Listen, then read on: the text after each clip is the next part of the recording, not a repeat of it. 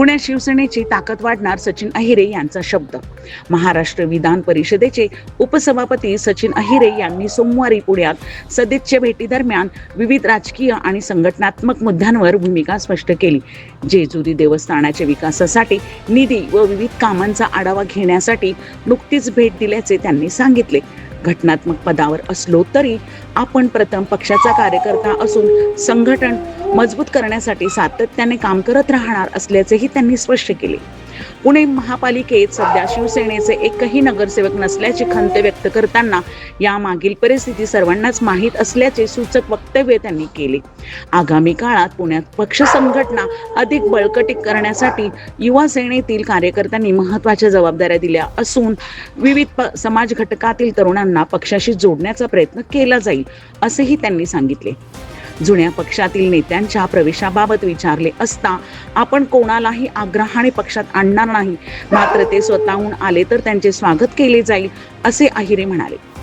सुभाष अंधारे या पक्ष सोडणार नाही, त्या चळवळीतील नेत्या असून पक्षाने त्यांना योग्य न्याय द्यावा ही आपली वैयक्तिक भूमिका असल्याचे त्यांनी स्पष्ट केले. नीलम गोरे यांच्या पत्राबाबत मुख्यमंत्री आणि उपमुख्यमंत्री योग्य तो निर्णय घेतील असा विश्वासही त्यांनी व्यक्त केला.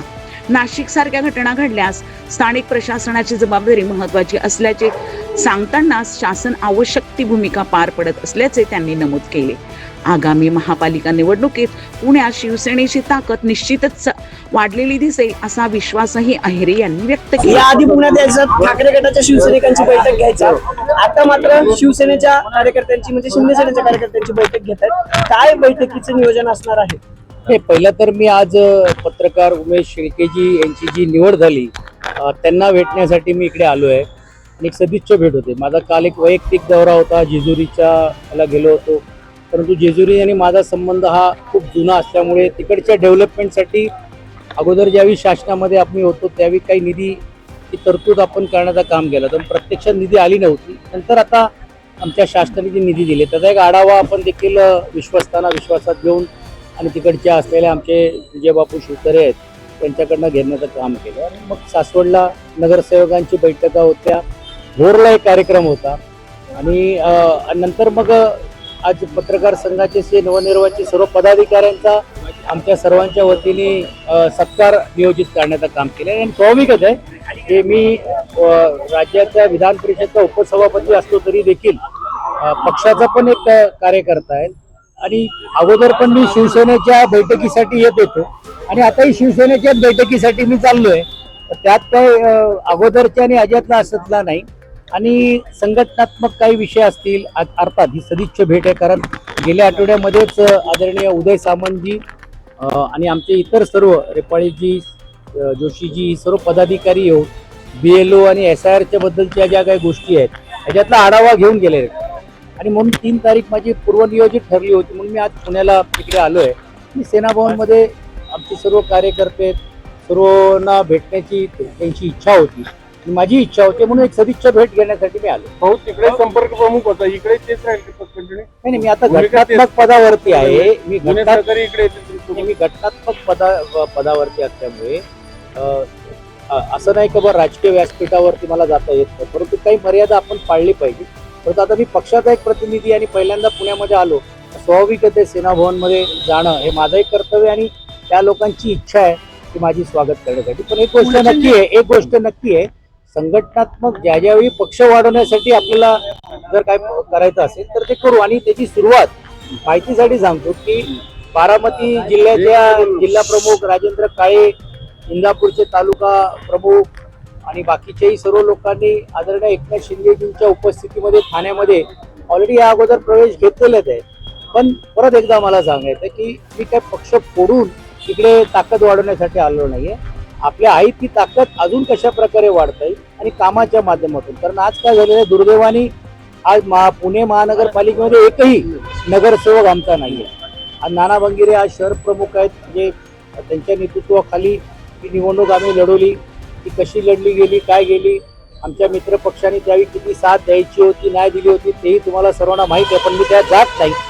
पण असं असलं तरी देखील इकडे जी संख्या जर जोपर्यंत प्रतिनिधित्व वाढणार नाही तोपर्यंत खऱ्या अर्थाने मला असं वाटते महानगरपालिकेमध्ये आपला परफॉर्मन्स किंवा पण असा नसला तरी आम्ही नजीकच्या काळामध्ये जेवढे काही उमेदवार होते, जे पिंपरी चिंचवड आणि पुणे शहरामध्ये, या सर्वांची एक स्वतंत्र बैठक शहर प्रमुख यांच्या उपस्थितीमध्ये घेऊन त्यांचे नेमकं काय गारण आहे, नेमकं काय म्हणणं आणि संघटना वाढवण्यासाठी अजून काय केलं पाहिजे, अशी ती पण एक बैठक नियोजित करण्याचे काम होणार आहे. संभ्रम असा आहे ना, शिवसेनेत संभ्रम असा आहे ना की राज्यात सत्तेत नाही, जुने मला मांडणारे खूप लोक आहेत. खूप लोक अगोदर यायलाही देखील तयार होते किंवा आताही येऊ शकतो. पण परत एकदा मी सांगतो की मी त्यांना इकडे आणून तोडून उडून करून करण्याचा माझा नाहीये. त्याला स्वतःहून असं वाटलं तो मी जो निर्णय घेतलेला आहे त्या निर्णयाबरोबर करत असताना ते विकास कामासाठी किंवा त्यांचे काय इच्छा असेल ते आले तर स्वाभाविकच आहे त्यांना मी भेटण्याचं काम करण्यात येणार. शहरात पण या व्यतिरिक्त पण मी एका घटनात्मक पदावरती एक व्यक्ती म्हणून घेऊन माझ्याकडे जर कोणी आला तरी देखील तो आमच्या पक्षाचा आहे किंवा इतर पक्षाचा आहे हे न बघता त्यांचे प्रश्न या अगोदर पण मी सोडत होतो आणि आताही देखील सोडवण्याचं काम केलं आहे. शहरातल्या शिवसेनेत संभ्रम असा ना भाऊ, राज्यात सत्तेत असलेली शिवसेना पुण्यात विरोधक म्हणून काम करते. 2 दिवसापूर्वी आंदोलनं झाली, त्याआधीही अनेक आक्रमक आंदोलन झाली. सूर सापडत नाहीये पुण्यातल्या शिवसेनेला असं वाटते तुम्हाला? नाही, मला असं वाटतं की ही काय फक्त पुणे महानगरपालिका पुरता मर्यादित नाहीये. तुम्ही बघितलं असेल की अशी आम्ही जी भूमिका घेतो तर तसं भारतीय जनता पार्टी दुसऱ्या महानगरपालिकेमध्ये पण ते भूमिका घेत असतो. आणि शेवटी लोकांचे प्रश्न लोकप्रतिनिधी नात्याने सोडवणं किंवा मांडणं ही गरज असते. पण एक गोष्ट नक्की आहे की संघटनात्मक ज्यावेळी एक प्रशासनाच्या वरती एक धाक असली पाहिजे या दृष्टिकोनातूनच तो त्यांचा मोर्चा असावा. अर्थात मला काय त्याच्यातली अधिकची माहिती नाही आहे, परंतु पुढे देखील लोकांच्या प्रश्नासाठी असेल तर रस्त्यावरती त्यांना उतरावंच लागेल. कारण लोकांनी त्यांना विरोधी पक्ष म्हणून घेऊन भूमिकेतून ठेवण्याचं काम केलेलं. एकही लोकप्रतिनिधी निवडून न आल्यामुळे स्वाभाविक आहे लोकांना ही अपेक्षा असेल की ठीक आहे आम्ही ज्यांना निवडून दिलं त्यांनी चांगलं काम केलं तर तुम्ही स्वागत करा. पण जर चांगलं काम होत नसेल तर ते नजरेत आणून देण्याचा, अर्थात त्याचा नजरेत आणून देण्याची पद्धत हा मोर्चा असला पाहिजे, सिस्टम मंडळ भेटून करायला पाहिजे, हा नंतरचा भाग, पण ते केलं पाहिजे. पण मला असं वाटतं मी यायच्या अगोदर हा मोर्चा निघाल्यामुळे परत मोर्चा काढण्याची त्यांच्यावरती वेळ येऊ नये असाही विचार सर्व राज्यातले असलेल्या मित्र पक्षांनी मिळून केलं पाहिजे अशी आमची अपेक्षा आहे. भाऊ, या सरकारमध्ये ओबीसींना स्पेस मिळत नाही म्हणून नाराजी आहे. स्वतः पंकजा मुंडे म्हणाले की मला निवृत्ती घ्यावीशी वाटते. हे अगोदरच तरुणांना जे आणि विशेषतः तुम्ही बघितलं असेल की पुणे शहरामध्ये पण नुकताच काही बदल करण्याचं काम केलेलं आहे. बागुलींना एक जबाबदारी दिलेली आहे. कारण या अगोदरचे जे युवा सेनेमध्ये काम करणार होते त्यांना आता फादर बॉडीमध्ये कुठेतरी आपल्याला ऍडजस्ट करायला पाहिजे. तर हे जे बदल आपण यासाठीच करतोय. या सर्व विषयावरती पक्ष संघटना म्हणून कोणीतरी आवाज उठवला पाहिजे, कोणीतरी बोललं पाहिजे. आणि ही घटना देशव्यापी यावी घडते अशा स्थानिक स्तरावरती पण देखील आपला कोणीतरी पक्षाचा प्रतिनिधी असलं पाहिजे. म्हणून नक्कीच त्यांना आकर्षित करण्यासाठी आपण करू. ओबीसीना न्याय मिळतो की नाही हे जे म्हणणं मला असं वाटतं ते आज योग्य होणार नाही. कारण स्वतः पंकजा ताई आहेत, त्या अगोदर धनंजय मुंडेजी होते, आदरणीय भुजबळ साहेब त्या समाजामध्ये आहेत, अनेक आमच्यासारखे किंवा अनेक लोक पण जे वेगवेगळ्या समाजाचे घटक आहेत ते उपेक्षित किंवा वंचित समाजाचे पण अनेक काही घटक आहेत ते सत्तेमध्ये आहेत, सरकारमध्ये आहेत. आणि त्या सरकारमध्ये जरी नसले तरी देखील लोकप्रतिनिधी म्हणून आहेत, खासदार म्हणून, आमदार म्हणून आहेत. मला असं वाटते आपण लगेच अशा निकर्षाला येणं काय योग्य सर, नीलम गोऱ्हेंनी मुख्यमंत्र्यांना एक पत्र लिहिले की राज्यातल्या ज्या महिला लोकप्रतिनिधी आहेत त्यांच्या बऱ्याचशा ऑडिओ क्लिप आहेत ज्या व्हायरल होत आहेत त्या विरोधात पोलीस कारवाई तर होईलच, पण या सगळ्याचा CID तपास व्हावा अशी मागणी नीलम गोऱ्हेंनी मुख्यमंत्र्यांना पत्र लिहित केली. अनेक महिला आमदारांचे ऑडिओ क्लिप व्हायरल झाल्याचा आरोप केलाय. असं काही निदर्शनास आले तुमच्या? ते मला माहित नाहीये, पण त्यांनी वैयक्तिक स्वतंत्र मागणी जर केली असेल तर स्वाभाविकच आहे त्यांच्याकडे काय अधिकची माहिती आहे. योगायोगाने मी आज पक्षाची बैठक झाल्यानंतर त्यांच्याशी भेटायला जाणार आहे. आमची ठरलेली बैठक होती किंवा भेट आहे. मला ते मी अधिकची माहिती त्याच्यात घेईल आणि त्यांना जी यावेळी मदत लागत असेल माननीय मुख्यमंत्री आणि उपमुख्यमंत्री जे गृहमंत्री पण आहेत त्यांच्याबरोबर हे चर्चा करून त्याचा निर्णय आपण लावण्याचा प्रयत्न आपण करू.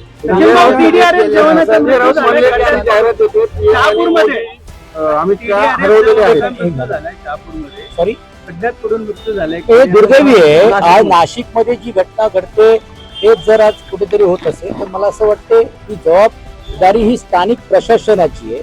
आणि स्वाभाविक आहे की अंकुश ठेवण्याचं काम शासन म्हणून घेऊन तिकडचे जे जिल्हाधिकारी असेल किंवा महानगरपालिका आयुक्त करते. पण मला वाटते ते शासनाच्या स्तरावरती तसं चाललेलं आहे. राऊत साहेब म्हणतात की मोदी साहेब आणि अमित शहा हरवलेले आहेत अशी आम्ही जाहिरात देणार आहे म्हणे. मी आता घटनात्मक पदावर असल्यामुळे राऊत साहेब काय बोलतात त्याच्यासाठी आमचे पक्षाचे प्रवक्ते आणि इतर लोक त्याला उत्तर देतील. रायगडमध्ये सगळं पक्षासाठी आयोजित- काम करताय सचिन मात्र भाऊ, अशी एक चर्चा रायगडमध्ये होती, तुमच्यासोबत सुषमा अंधारे सुद्धा शिवसेनेत येणार आहे. सगळं असं आयोजित काही आहे तुमचं का? बोलणं झालेलं होतं का रायगडमध्ये एका शासकीय शिवसेनेत कार्यक्रमात- यावेळेस? नाही, अजिबात नाहीये. सुषमाताई च्या बद्दल मी जी भूमिका मांडली ही वैयक्तिक माझी भूमिका होती, कारण शेवटी एक काम करणारी ज्यावेळी एक सहयोगी असते आणि त्यावेळी त्यांना पक्षाने कुठचा क्रायटेरिया आहे लोकप्रतिनिधी पद देण्यासाठी, हा प्रश्न मी मांडण्याचं काम केलं होतं. कारण 400-500 पेक्षा जास्त सभा त्यांनी घेतल्या होत्या. एवढंच नाही तर पुण्यामध्ये असेल, बीडमध्ये असेल, मराठवाड्यात त्यांनी त्यावेळीच्या शासनाच्या समोर जे काही विषय यायचे विरोधातले ते मांडण्याचं काम केलं होतं. आणि म्हणून मी स्वाभाविक प्रश्न विचारला, पण माझी अशी कुठली त्यांची चर्चा नाही. आणि अर्थात वैयक्तिक माझा असं मत आहे आणि सुषमाताईंची पण अशी काही मानसिकता नाही ते त्या पक्षामध्येच राहणार आहेत, कारण ते चळवळीतले आहेत. त्यांना अशा गोष्टी करण्यापेक्षा त्यांना असं वाटत असेल की मी लोकांची भूमिका घेऊन करेल, पण किमान आता तरी पक्षाने त्यांना न्याय द्यावं हे अशी माझी अपेक्षा राहील. याचा एक घोटाळा झाला मुंबईमध्ये आणि उबाटाचे जे माजी आमदारांचे सुनील आहे की विश्वनाथ जाधव यांच्यासह तिघांना गुन्हा दाखल झाला आहे. मुंबईमध्ये वारंवार एसआरएफची घोटाळे समोर येत आहेत आणि या संदर्भात तुमची काय प्रतिक्रिया आहे? नाही, मला अजून त्याच्यातली माहिती नाही. अधिक माहिती घेतल्याशिवाय मी त्या विषयावरती बोलणं योग्य होणार नाही. परंतु जसं तुम्ही म्हटल्यात गुन्हा जर झाला असेल तर पोलीस अधिक चौकशी करतील. रायगडमध्ये सगळं आलबेल आहे का? कारण एका शासकीय कार्यक्रमामध्ये भरत गोगावले यांनी थेट राजीनामा देण्याची मागणी केली होती. कार्यक्रमात गोंधळ झाला, स्वतः बावनकुळे यांना येऊन पुढे येऊन माफी मागावी लागली.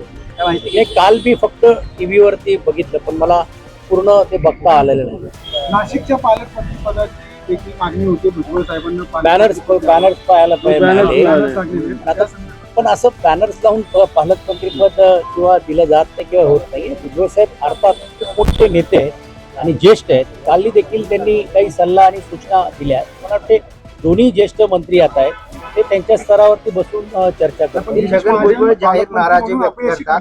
नाशिकची अशी नाही, अजिबात परिस्थिती म्हणता येणार यापूर्वी नाही. कधीही झाली नाही असं ते म्हणाले.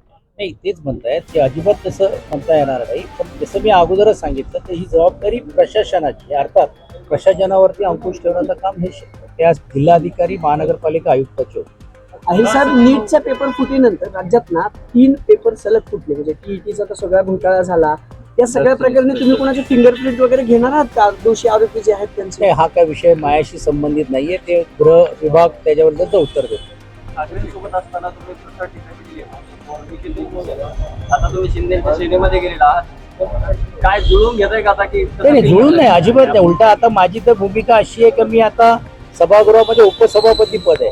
जिकडे मला असं वाटलं योग्य असेल तर मी शासनाचा निश्चित कौतुक करेल. जिकडे मला असं वाटतं की बाबा काही गोष्टी आपण सूचना देऊ शकतो तर मला वाटतं ती जी भूमिका मी रस्त्यावर उतरून मांडत होतो. आता सभागृहाचा उपसभापती या नात्याने सरकारला सल्ला देणे किंवा सरकारला विनंती करणे किंवा सरकारकडनं करून घेणे याच्यामधला फरक तुम्हाला जाणवत असेल. आणि म्हणून तुम्ही बघता की आल्याच अनेक काही विषयाला चालना मिळते. ती स्वतः ज्यावेळी कार्यालयात बसतो 8-8, 12-12 तास लोक येत आहेत.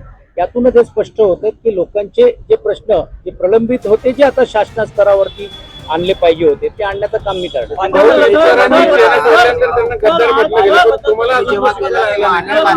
तुम्ही जेव्हा शिवसेनेत गेला त्यावेळेस अनेक सामान्य कार्यकर्ते सुद्धा म्हणाले की सचिन भाऊ सारखा नेता गेलेला आहे. हळूहळू अनेकांनी व्यक्त केली. त्या सर्वांशी तुमचं काही बोलणं झालं? कोणाबरोबर? सगळ्या कार्यकर्त्यांसोबत नाही, बघा, मी ज्या बरोबर संघटनेमध्ये काम करत असताना मी कुटुंब म्हणून घेऊनच त्या सर्वांबरोबर वागलो आणि जीवातले संबंध आहेत. तर अनेकांचे संबंध माझे कालही होते, आजही होते. आणि ते फक्त मी आता ज्या पक्षातून आलो म्हणून त्यांच्याबरोबर नाही. म्हणजे आता ह्याच्यानंतर मला अंकुशराव काकडे भेटायला येणार आहेत. त्यानंतर अजून काँग्रेसचे काही मित्र जे ते येणार आहेत व्यक्ती म्हणून घेऊन. तर मला असं वाटत नाही की ते संबंध निवड फक्त पक्षापुरताच असतात. अर्थात एक राजकीय भूमिका आपण ज्यावेळी घेत असतो, पण राजकीय भूमिकेच्या व्यतिरिक्त राजकीयच्या पलीकडे जाऊन वैयक्तिक संबंध पण ज्यावेळी एक नाता होतो तो नाता कोणी पक्षात तोडू शकत नाही आणि ते नाते पुढच्या काळामध्ये पण राहते. पक्षांतर करताना हे संबंध तुम्हाला कामी आले? कारण इतरांना गद्दाराचे शिक्के लागले, प्रकट टीका झाली. तुम्ही स्थित्यंतर करताना तेवढं आम्हाला दिसलं नाही. काय रहस्य काय? ते असं काहीच नाही. म्हणजे ज्यावेळी मी एकच वाक्य बोललो होतो की आपण ज्यावेळी येतो त्यावेळी आपण लायक असतो आणि जातो त्यावेळी नालायक असतो, अशी भूमिका कोणी घेता कामा नये. आणि मी परत एकदा सांगतो की 2024ला पण मला ही संधी होती, महानगरपालिकेला पण ही संधी होती. हे अशा भूमिका होती, पण मी कुठची त्यावेळी भूमिका घेतली नाही. निष्ठेने प्रामाणिकपणे काम करण्याचा प्रयत्न त्यावेळी केलेलं आहे. आणि तुम्हालाही माहित असेल की आपण सर्वजणच मला गेल्या 4-5 वर्षापासून संघटनात्मक कव्हर करत होता आणि संपर्क प्रमुख या नात्याने पण मी जेवढा वेळ आलो किंवा देण्याचा प्रयत्न मी केला. आणि काय होतो, लोकांना वाटायचं का पुणे चे संपर्क प्रमुख, तर त्यांना असं वाटायचं फक्त पुणे शहर नाही. मी संपर्क प्रमुख होतो 21 विधानसभेचा आणि 21 विधानसभेमध्ये आम्ही अवघ्या 2 सीट घेतलेत, एक मोकाटेंची आणि एक ग्रामीणमध्ये. आणि ग्रामीणमध्ये आम्ही बाबाजी काळेंना एवढ्या मताधिक्याने आणण्याचं काम केलं. तर सांगण्याचा हेतू असा की तिकडे मी गेलो तर तिकडे प्रामाणिक माझी भूमिका केली. आणि आज तीच प्रामाणिक भूमिका आदरणीय एकनाथ शिंदेजींच्या नेतृत्वाखाली आणि श्रीकांतजींच्या सहयोगाने या जिल्ह्यामध्ये निश्चितपणे आम्ही करू. आणि येणाऱ्या 1-2 वर्षामध्ये पुन्हा अजून तुम्हाला पक्षाची ताकद वाढलेली पाहायला मिळेल. धन्यवाद. पारस मुथा यांचा रिपोर्ट.